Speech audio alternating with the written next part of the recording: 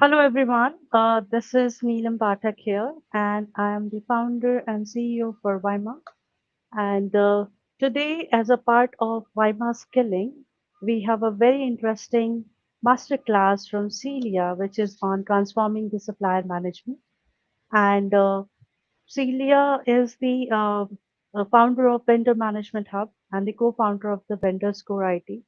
She has developed this very interesting framework and approach for the vendor management, and I hope we'll have a very happy learning today.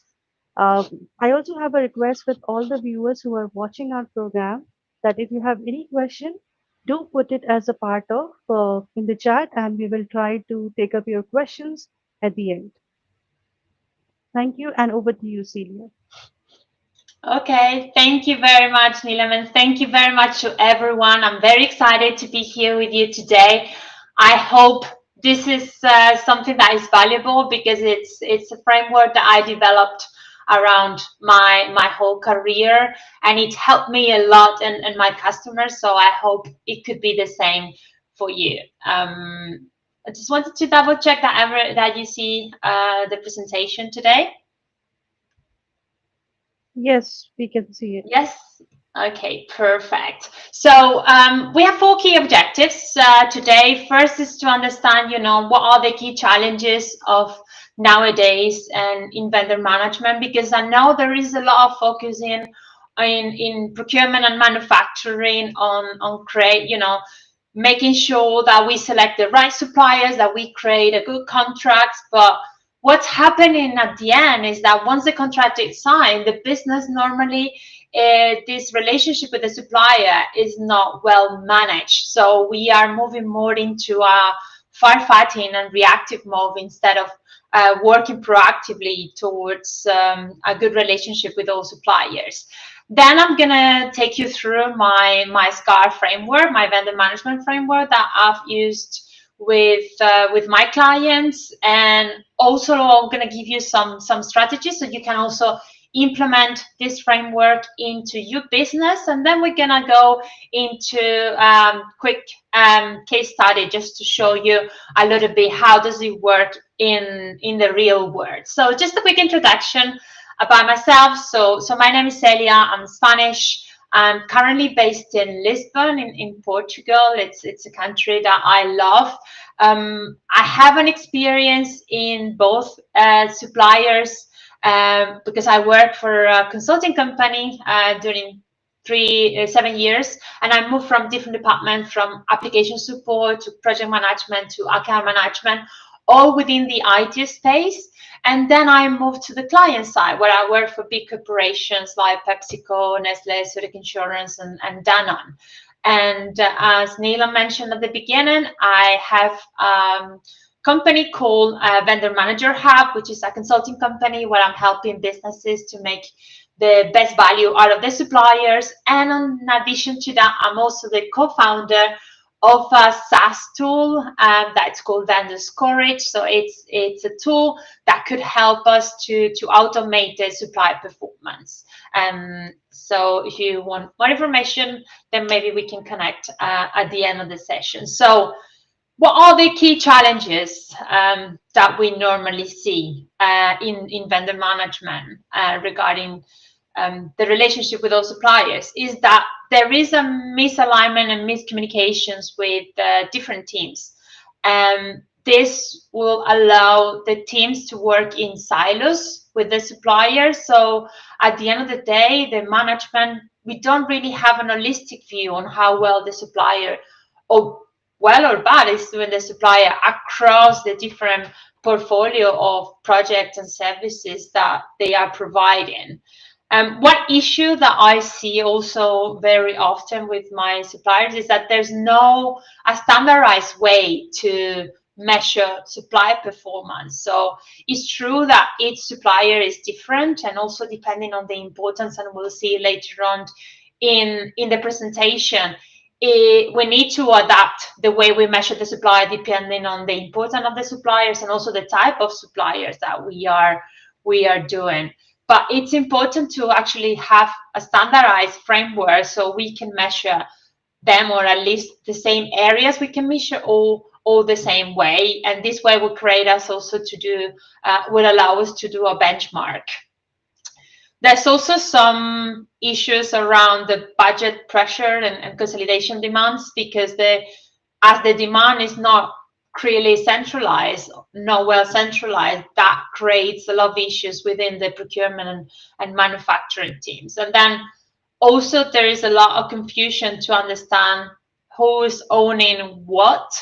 And in terms of, I think one of the key things that I do with my clients, and you will see in the SGAR framework, is to ensure that we create a RACI to understand what are the key stakeholders that need to participate on the key activities of vendor management, but key stakeholder not just within the customer, within the client itself, like internal suppliers, internal supply, but also external suppliers, because the way I like to work with my vendors is in a very collaborative way. So they are kind of part of the team, and they because at the end of the day, I think they are the best one to help us grow, and that's the reason why we're hiring external companies, is to leverage from their experience and from their knowledge and be part of the same team. So treating the vendors in the same way that you would treat your internal teams. And another issue that I see as well is that at the end of the day, because these risk assessments are done on a more silos way, at the end, this is a one-to-one relationship that some of the internal teams are doing with the suppliers, but there's no holistic view across all the different services and portfolio that the supplier is providing services to us and as an organization. So if you feel related to any of these issues, yes, you're not alone, but the problem is not you. The problem is that you need a structure. So that's why my framework, the SGAR framework, will bring the structure that your organization will need. So the SGAR framework, it's a framework that is composed into 4 pillars. So sourcing, governance, assessment, and relationship. We're going to deep dive in a little bit more later on, but just overall, so you know that the sourcing is to make sure that you select the right suppliers and you put the right effort to each of them. The governance is to make sure that you have a calendar and vendors are accountable for the services that they're providing. Assessment, it's because it's important not just to meet the suppliers, but also to assess how well or bad they are doing according to the performance that it's been agreed in the contract, but also how they are also contributing to the succeed of organization. And then the relationship, last but not least, it's important, as I mentioned at the beginning, to move from this reactive firefighting mode into a more collaboration ways of working. So I'm going to start with the sourcing pillar here. And as I mentioned at the beginning, the sourcing is how do we make sure that we segment our suppliers, that we select the best. First, let's say we select the best suppliers. But once we have selected the suppliers, is how we make sure that we put the right effort. So sourcing is not just about choosing the best suppliers, but to build a portfolio that is really creating value to us. So we will start with the 4 steps in the sourcing that I use with my clients. And the first one is to make sure that you segment your suppliers. So you have a portfolio of suppliers, and it's important to understand that not every supplier is the same.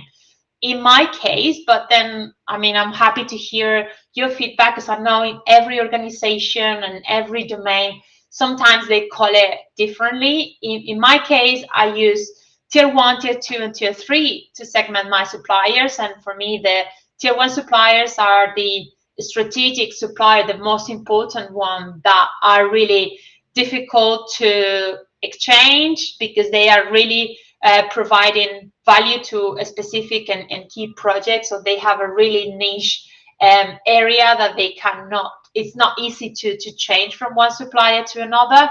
And it's those suppliers where we are really investing in terms of relationship, improvement plans, and innovation.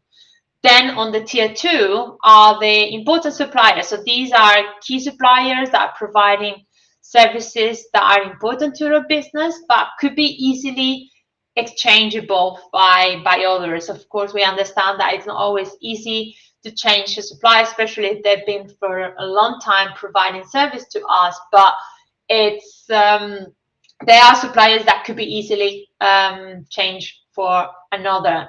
Mainly, these are system integrators, but also or some software as a service as well. And then last are the more operational vendors that I call it tier three. These are vendors that can be easily exchangeable, and so they're key. They're important to our business, but not really key. So it's important to understand and segment your suppliers, because from my point of view, especially if you're short of resources, it's important that you focus on these tier one suppliers, strategic partners, and apply what I want to call the Pareto rules, that 20% of your suppliers will bring 80% of the value. So this is my approach. This is the approach that I use for my client. And just so you know, this will be the disclaimer that the way I like to work and the way I'm implementing this SGAR is mainly to focusing on these strategic suppliers. So once we know who are our strategic suppliers, then it's important to map out what are the list of contracts and services that these suppliers are doing. So it's important to understand when is the start date and the end date for any upcoming renovation, but it's also very key to put and identify what are the key stakeholders internally, so contract owners, product managers, procurement managers that are responsible for that contract. But also on the supplier side, it's important to identify who are the key people that are involved in that contract. That could be a key account manager, customer success manager, sales manager. So it's important that we have this vendor master data to understand who's doing what. And in case there is an issue, it's important to identify their contact name so we can also call them or email them. For this, in my tool, for example, vendor scoring, we have a section for a vendor database where we can include per vendor the spend and what are the key contact details. And this is important because this way there is visibility across all the different departments. So if we have one single source of truth for supplier database, anyone within the organization will know who are the key account manager and who are the sales team or who is the customer success manager in case it's needed. So it's important to having a document.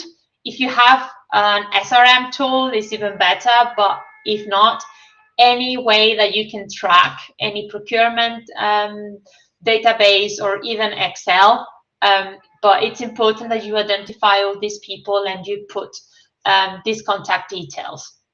So once you have you have selected your supplier, you need to identify what are the key selection criteria, because it's important that you don't select your supplier, you don't categorize your suppliers only based on spend, because there are so many other options that could make a supplier strategic. For example, I had in my case suppliers where the spend is very low, but the contribution to the project, they're working in a project that is really contributing to the P&L of the customer. So if that vendor doesn't go well, it has really an impact on the business. So it's important to consider other factors rather than the spend in order to categorize a supplier as a strategic. And I put here a few examples like innovation potential,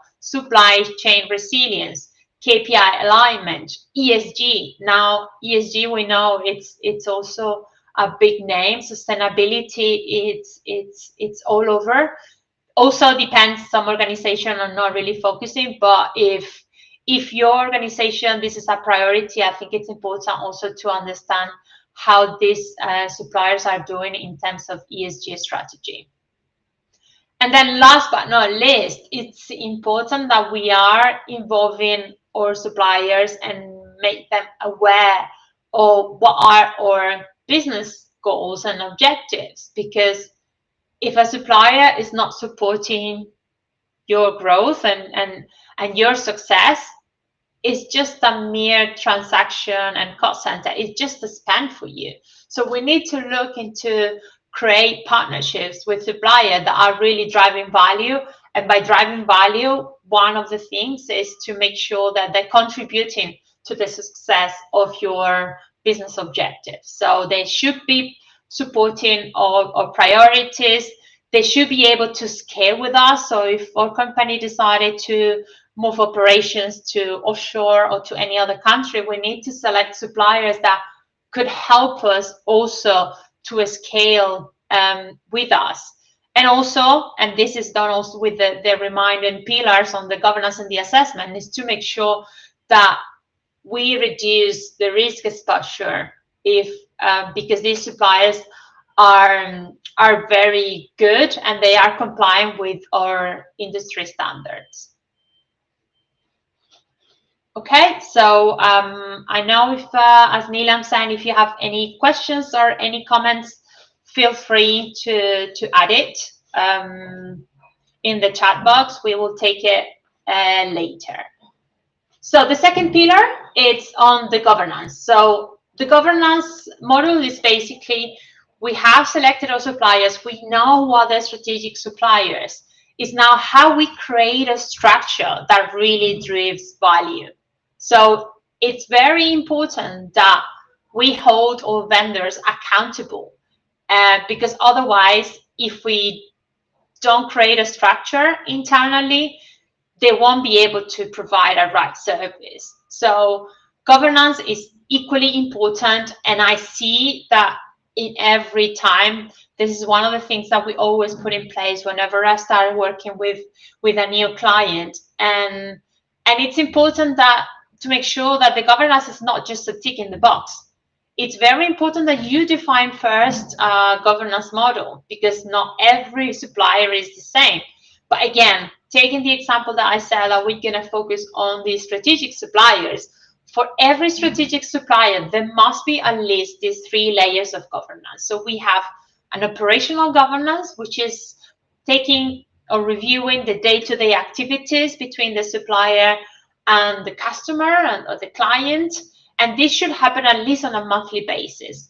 Maybe procurement and or manufacturing team don't really need to be that much involved on these day-to-day operations. They could be, it depends on how critical they are. But it's important that you track that these meetings are happening.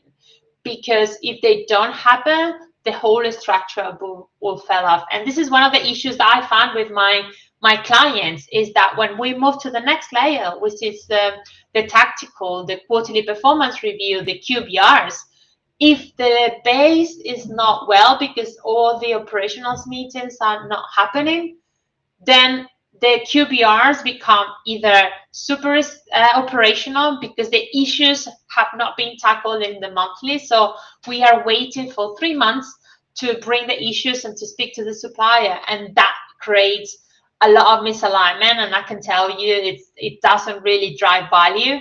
So that's why I wanted to highlight that it's very important that if you're not running monthly operational meetings with your teams, with your suppliers, make sure that at least there is an internal team that is doing this for you and is providing you feedback. So if there is an issue, you know already in advance, you don't have to wait until the quarterly review to understand the issues, because sometimes these issues are already too costly or too hard to fix. So making sure operational meeting, monthly meetings is in place. The second layer will be the tactical meeting or the quarterly business reviews. And this is, for me, are key. These are the ones that we as vendor managers or procurement managers should be running on a quarterly basis. And I say we should be running because it's important that the accountability of this meeting sits within the customer, within our organization, because I've seen it, and I have an example that I had a couple of weeks back where the show was run by the supplier, and at the end of the day, it ended up being like a sales call, because when the suppliers are running the show, they are the ones putting the rules, they are the one defining the agenda, and not really focusing on what it really matters for organizations. So that's why it's important that we get the accountability, and we are the ones responsible for running this quarterly business review. This quarterly business review, for me, are a set of meetings that needs to happen on a quarterly basis, as I said, where there is people within the supplier and within the business. In terms of attendees, I would say there could be the leads, like the business leads. We have an executive sponsor on the vendor side, and on the supplier side, we have a representation from procurement and a vendor manager if vendor manager is not part of procurement. So it's very important that at least these three people are involved. And also we have the key account manager on the supplier side, the sales manager on the supplier side, and also a customer success manager on the supplier side. So in this meeting, we will review the performance of the suppliers. So we will understand key activities and key objectives on both sides. We'll review the supplier performance using the scorecard that we will review in the next module. And also it's important to make sure that we tackle all the improvement opportunities and innovation. If you're interested to know more, I'm happy to share some templates that I have. Just make sure that you contact me, you connect with me on LinkedIn, and I'm happy to facilitate you more information. So we have the monthly operational meeting, we have the tactical quarterly review, and the last but not least is the strategic meeting. This strategic meeting is also called top to top, and it should happen on a yearly basis.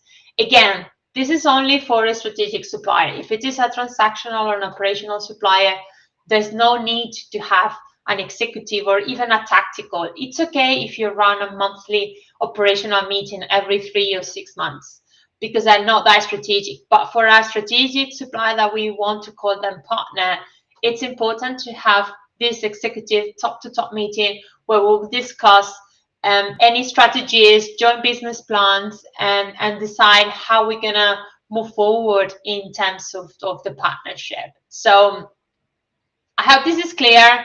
This is all around defining the governance model. Once we have the governance model and identify the 3 layers, then we need to build a calendar. And it may sound obvious, but I can tell you it's very, very important to make sure that you're not just waiting for the meetings to happen. But what I do is, as I mentioned, we have a standardized agenda for each of the different meetings, for the operational, for the executive, and for the tactical. It's important to stick to that and standardize. So we are having the same type of meeting with all our suppliers and covering exactly the same topics.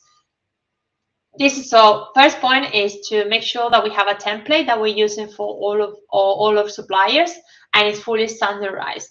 The second thing is important to put already placeholders throughout the year. So for me, at the beginning of the year, what I do is to make sure that there is already a placeholder for all the meetings that are going to happen from here until the end of the year.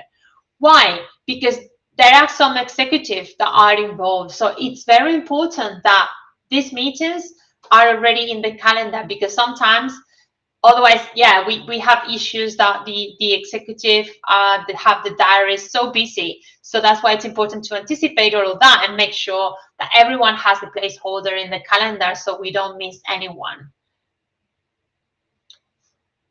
And the third point that it's very important is to make sure that you track any actions or any follow-ups. And why I'm saying this, because there's no point to have all these meetings if at the end of the day we're not changing and we're not tracking anything. So it's very important that we have a tracker, and this document, either if it is a SharePoint, or in my case I like to use Planner from Microsoft Teams, and is shared, so it's fully visible for both the suppliers and our business, because this way it can help us to track all the issues. It could be also a SharePoint, so I've used SharePoint in the past. Having a tracker that it's fully visible on both sides is key. And so make sure that whenever you finish all your meetings, you send the minutes, and on those minutes, I'm sure there's always like a few action plans. So make sure that you track this. You put an owner, and you put an estimated delivery date, and you can track it that automatically. It's very important that you do that on a regular basis. So in my case, that I normally run these quarterly business reviews, despite I don't wait until the next QBR to run all my open points. I have a list, like a monthly touch point with my key suppliers, even if it's 15 or 20 minutes. And one of the things that I said is always like, how can I help you? Or if I need help from them. And the other topic is to review what are the open actions from the previous QBR. So this way, it's important that we are all aligned, and we don't wait for 3 months until the next review. Common pitfalls that I've seen regarding to the governance. So as I mentioned, not all the governance are the same. You need to adapt the governance to the type of supplier that you're doing. There is always some confusion about who's owning the vendor relationship. And so that's why it's important to have this RACI and understand who is internally responsible for managing the relationship at different level, if it is the procurement lead or the category lead, who is the VMO person, who is the executive sponsor, who is the contract management on the business side. So that's why it's very important, as I mentioned at the beginning, to make sure to understand who's doing what. Another issue that I see is that there's no regularity in terms of the cadence. That's why, as I said, it's very important that you already put all the meetings in place from the beginning of the year to make sure that you don't miss anyone. No documentation. I see it's if a meeting is happening, but there's no notes, there's no minutes, there's no actions, it's like it didn't happen. So if we really want to drive value and trigger actual results, it's important that we document everything and we share that in fully transparency with all suppliers.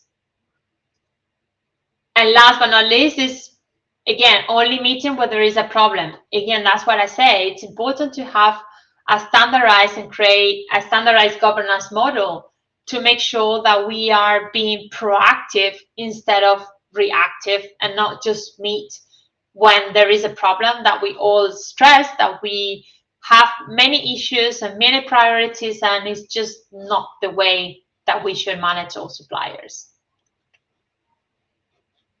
So I hope this all makes sense. Third pillar of the SGAR framework, I call it the assessment, because, and I like very much this sentence to say, you can improve what you can measure. And it's important that you base your decision on data and facts and not just gut feelings.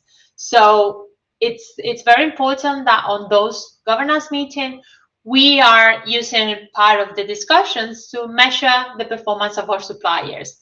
How do we measure the performance of the supplier? So the most important thing for me is to create a performance scorecard. So my performance scorecard is divided into 4 areas: operations, partnership, innovation, and procurement.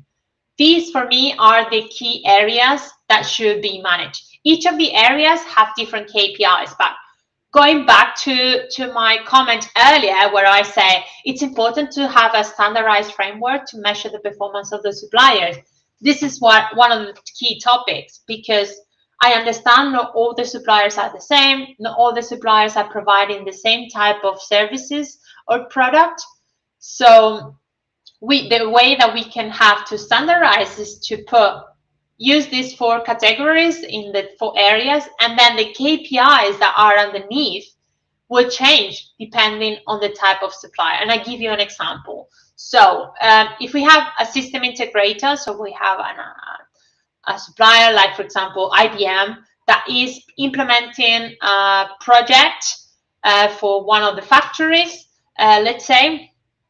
So these suppliers, if we are creating the scorecard and if it is a project implementation, in the operations, we will have, for example, KPIs like delivery on time, delivery on quality, delivery on budget.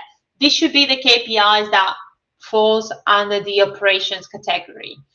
But for example, if it is a SaaS or a software provider like to be SAP, in the operations, the KPIs, we will have KPIs around availability time, pickup time, resolution time, user adoption. So the KPIs underneath the area are different, but let's say the areas on the standardized framework is the same across all the different supplier portfolio.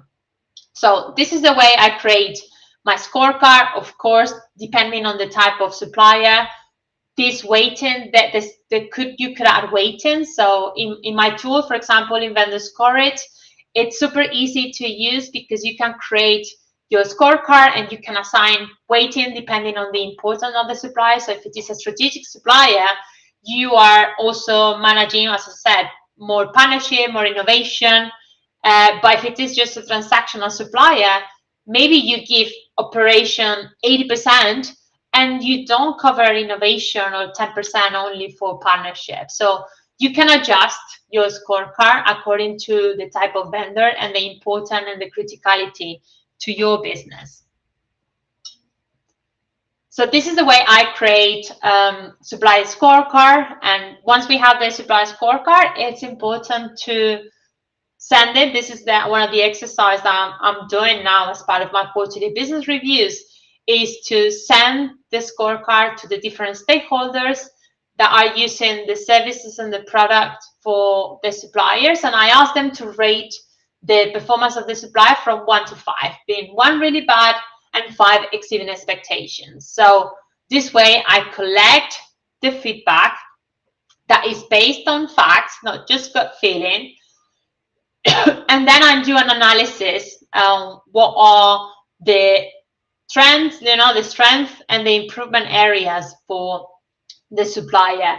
And once I got that information, I present it into this one-pager that I use for my QBRs.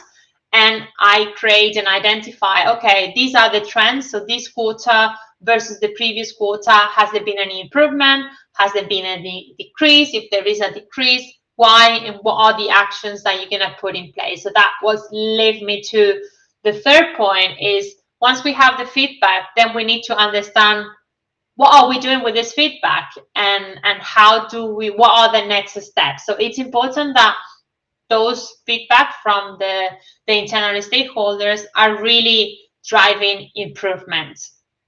And it's very important not just to show how well or the bad is the supplier is doing, but also to tie the performance to outcomes. And this is important because it gives you a lot of tools for the procurement and manufacturing teams. If you have the details or the data on how well the supplier has been doing during the year, you have more power to then renegotiate any contract negotiation. Because you can say, okay, yeah, you want to ask for a 10% more increase, but your performance last year hasn't reached 3 out of 5. So your quality is really bad and we're not going to do that. So that's why I think it's important that in terms of the assessment, we have data to back us up and to make data-driven decision and not just gut feeling. So going back to the common pitfalls that I see in this area is, yeah, because you're not measuring anything. You're just saying, oh yeah, I just don't like to work with the supplier because, oh, I don't like the way they speak to me. That's not really a reason. So another issue that I see also often is that they have too many KPIs, so they don't really prioritize what is important. That's why, again, it's very key that you understand your suppliers, that you create before the KPIs, that you align the KPIs as well with the suppliers, so they know why are they being measured, and they can improve. If they know what they're going to be measured for, they will improve. And then, as I said, also no follow-ups. There's no point for us to do all this governance model, all the scorecard, gather all the feedback, if we then not going to take any action and do anything with it. So it's very important that these meetings again drive and create like real action and real improvements. And also, I've seen that some companies are not really involving the suppliers in the reviews, and I don't understand, because the supplier, they should be the first one that should hear the feedback so they can better understand where are they doing a good job and where they need to improve. So again, communication here is key, and be fully transparent with your suppliers if you really want to drive value. So I hope this part is clear. And then I'm going to the last part on this SGAR framework, which is, last but not least, is relationship. Because at the end of the day, yes, it's business, but we are people. So I think nurture this relationship with those suppliers is key. And I've seen it many times, like when there are suppliers that we have a really good relationship, that we really trust, they're always happy to go the extra mile and to be more loyal and improve the quality of the service. I've seen it many times. So it's very important to ensure that we have a very strong supplier relationship, because they will perform better, they will innovate better, and they will be the first one to solve the problems when issues arise. So first step that we need to do is, again, align or make sure that we inform them of what are our priorities, what are our business objectives. Because if they don't know what our priorities are, how they can support us, they need to ensure what are our key priorities, what are our key projects and programs that we need to deliver, so they can make sure that they help us to succeed. So it's important that we share our priorities with them, but it's also very important that we understand what are their priorities. That's why in the QBRs, the first, let's say 20 minutes, it's like 10 minutes that I call it organizational updates, and it's for 10 minutes for us as a customer to provide what are the key priorities to the supplier, but also the supplier has 10 minutes after that to share what are the key priorities and key messages that we should be aware in order to understand them better. So that's why it's important that as a first step, if we want to build a strong partnership, we are aligning in terms of business objectives, but it has to be both ways. Second point, communicate proactively. This is super, super, super important, guys. It's very important that we have very clear communication with our suppliers, and it has to be both ways.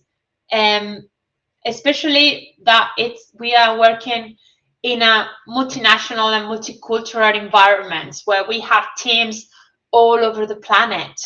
It's very important that we active listening, that we create also some empathy and emotional intelligence, so we understand each other much better.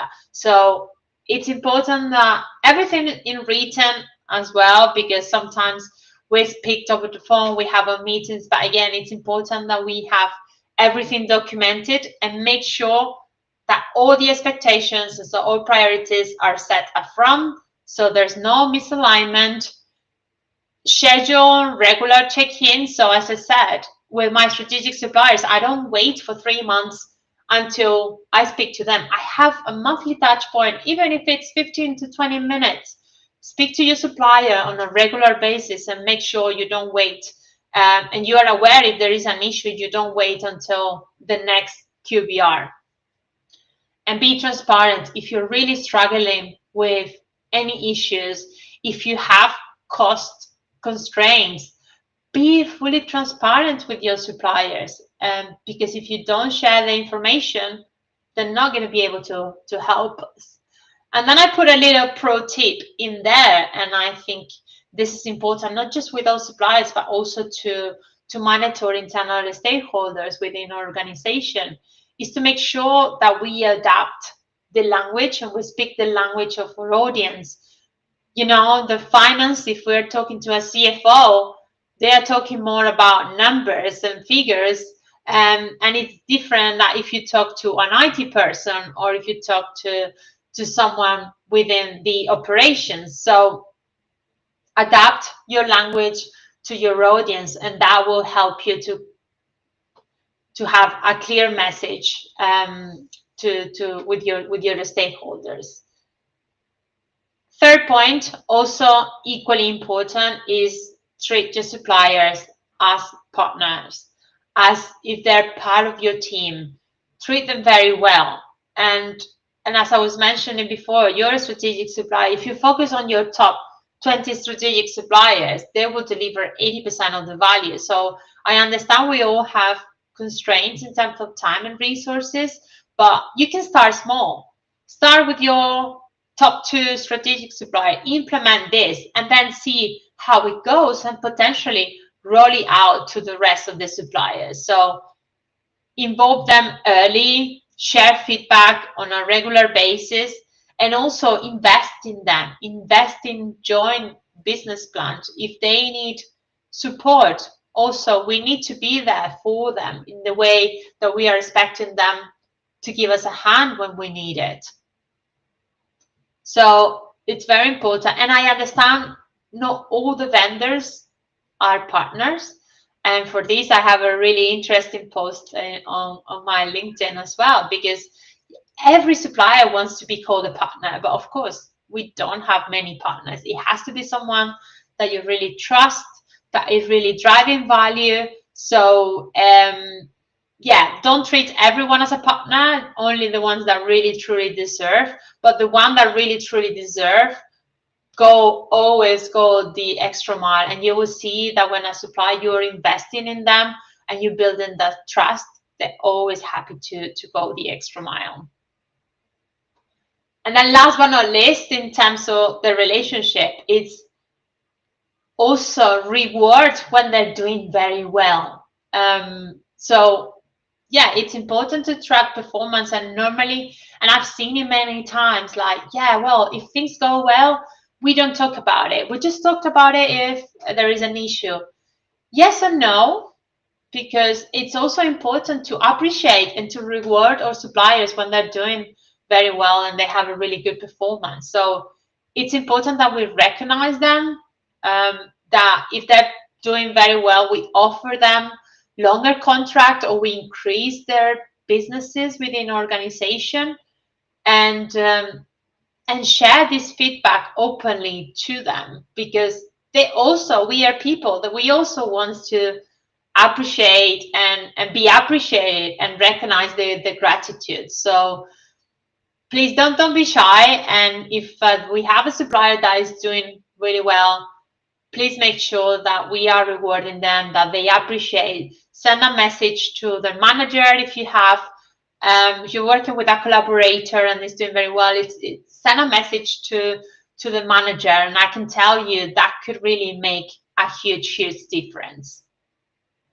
So the last but not least, it's what are the key common pitfalls that I've seen in related to the relationship. Is like, as I said, treat every vendor the same. Not every vendor is the same. Not every vendor has the same level of implication or is providing the same level of quality and support. So it's very important that we understand, and we only focus on, we're really treating the partners, the really ones that deserve having a real partnership as such.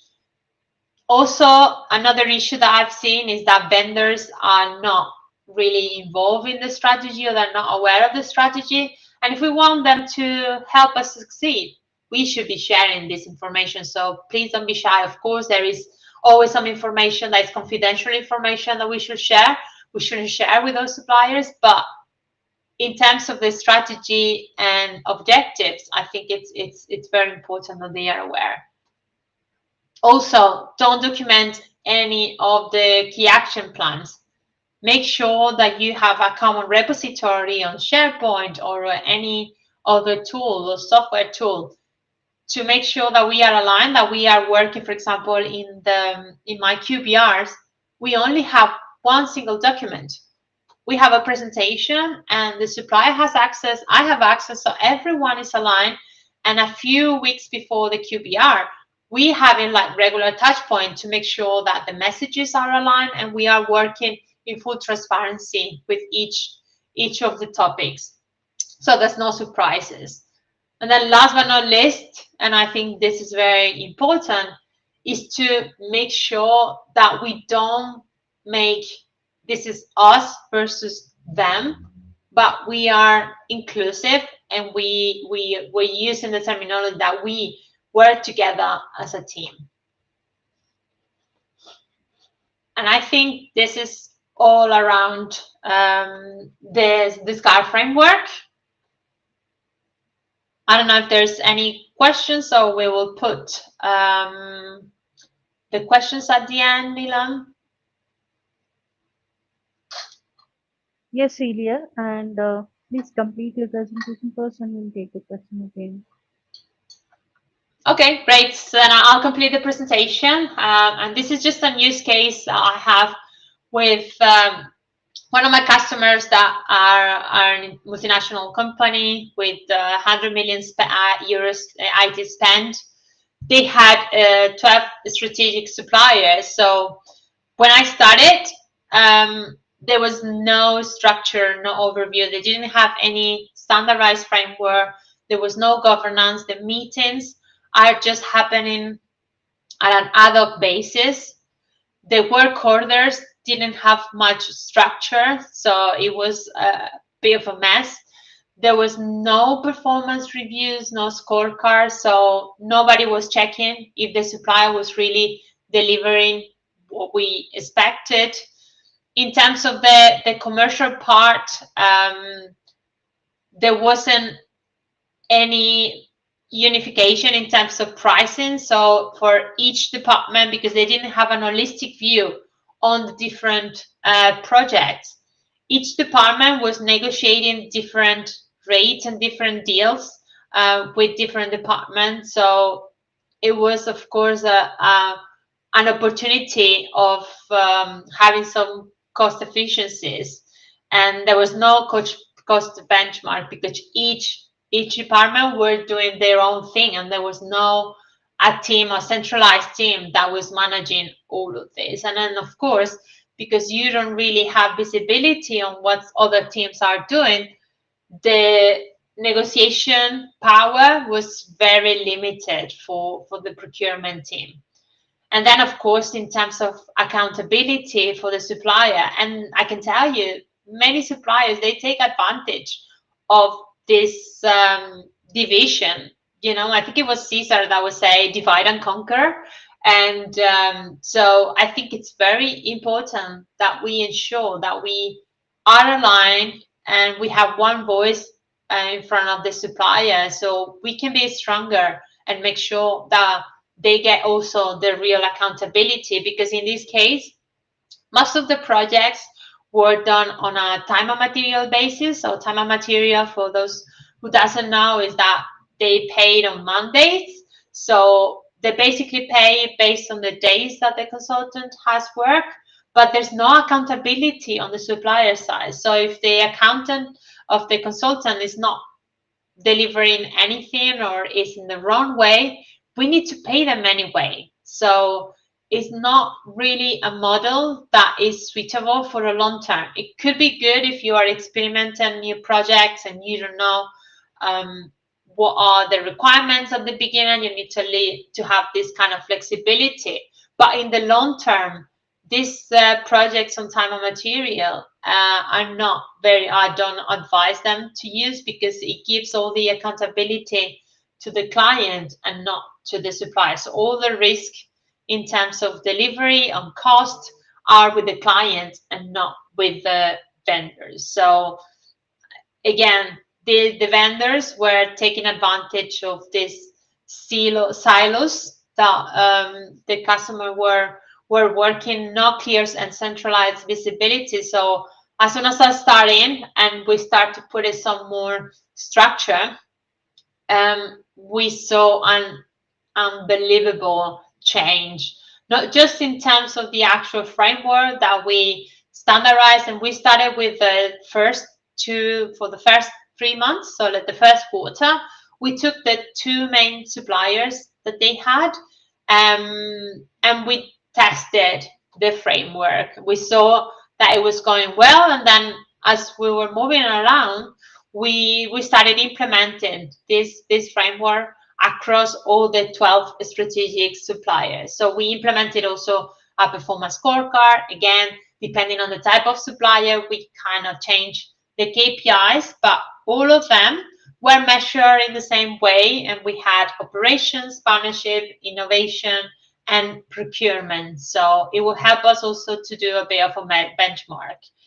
We had a clear governance model with meetings already set up, so we already knew when the big day was coming, and it will work in full alignment with those suppliers. Then of course that will give more opportunities and more information for the procurement teams to actually optimize the commercials, to align the pricing to the performance. So as I was mentioning before, if a vendor was not performing very well, the procurement team have more power and more data and tools to actually negotiate better deals and have benchmark rates across all the different departments for the same supplier.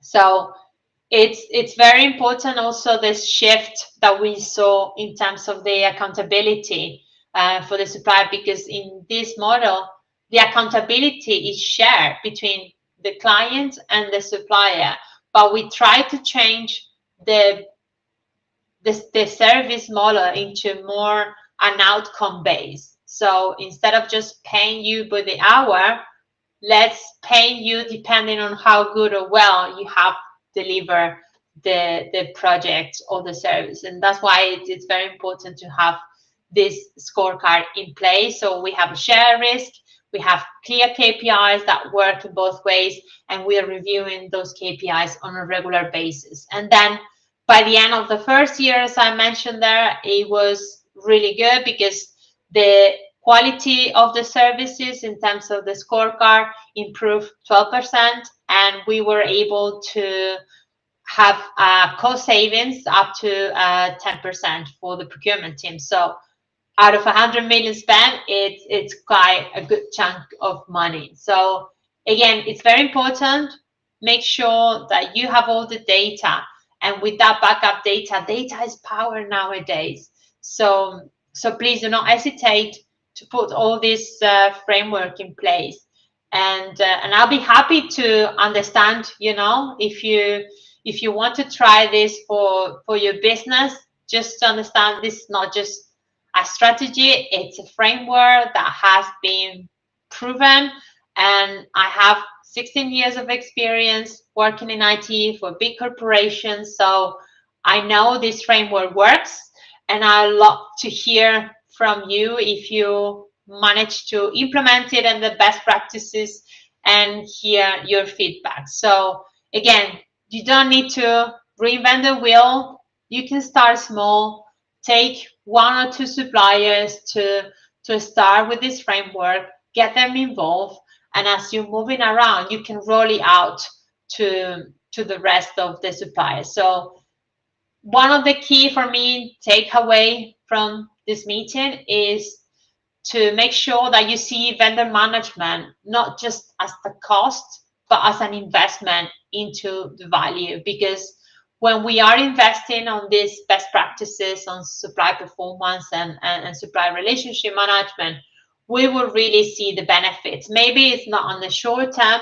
but I can tell you in the long term, your business will be much more fruitful.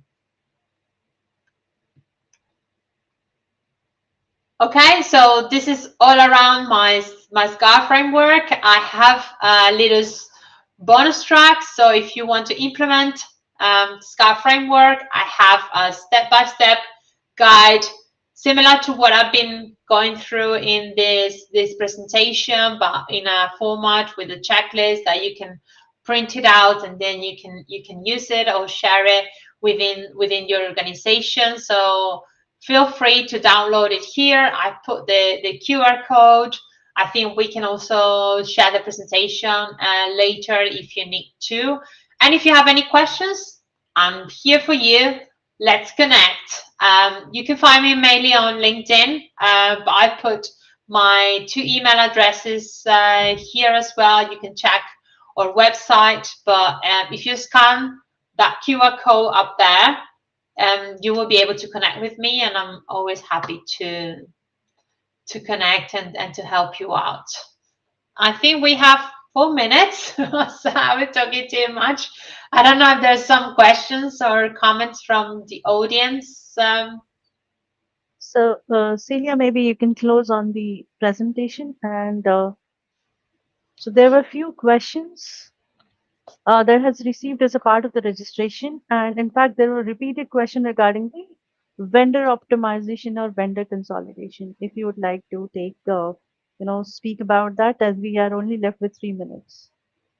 Okay, so regarding the vendor consolidation, as I was covering in the sourcing part, it's important that we don't focus only on the IT, on the spend that we're doing with the supplier, because we need to consider other areas, like in terms of what are the risk assessment, financial risk, for example, for the supplier, whether the capacity to scale with us, what's the important and the accountability for them into the P&L. So if there is a vendor probably that have lower spend, but they are working in a key strategic project that is directly impacting a new product or services, or sales or marketing strategy, they may be promoted as a tier one. So my piece of advice is just don't focus on spend, but also considering other key areas like scalability, innovation,